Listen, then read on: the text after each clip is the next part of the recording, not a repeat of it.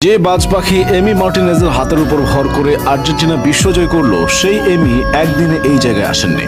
2014 বিশ্বকাপের ফাইনালে যখন মেসি, আগুয়েরোরা জার্মানির বিপক্ষে বিশ্বকাপের একটা ট্রফির জন্য লড়াই করছেন, তখন এমি মার্টিনেজ তার পরিবারের জন্য বারবিকিউ রান্না করছিলেন।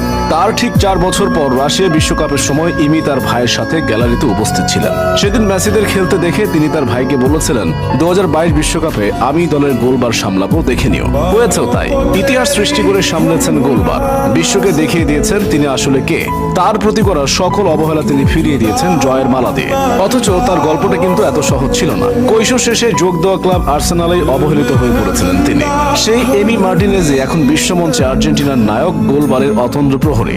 2012 সালে এমি যখন ইংলিশ ক্লাব আর্সেনালে যোগ দিয়েছিলেন, তখন তার বয়স ছিল সবেমাত্র 17 বছর। গা থেকে তখনও কৈশোরের গন্ধ মুছেনি। কিন্তু দুর্ভাগ্যবশত এই অল্প বয়সে ক্লাব থেকে পান এক রাশ উপেক্ষা। উপেক্ষিত মার্টিনেজ অনেকগুলো মৌসুম ধারে কাটিয়েছেন Oxford United, Sheffield Wednesday, Rotterdam, Wolverhampton, Getafe, reading এর মতো ক্লাবগুলোতে। অবশেষে 2020 সালে অবহেলিত এমির সুযোগ আসে, তাও আর্সেনালের নিয়মিত গোলরক্ষক বার্ন্ড লেনোর চোটের সুবাদে।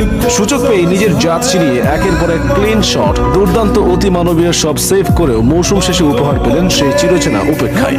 ক্লাবের পক্ষ থেকে ভালো খেলার সবচেয়ে বড় পুরস্কার ছিল আর্সেনাল তাকে বিক্রি করে দেয় অ্যাস্টন ভিলার কাছে।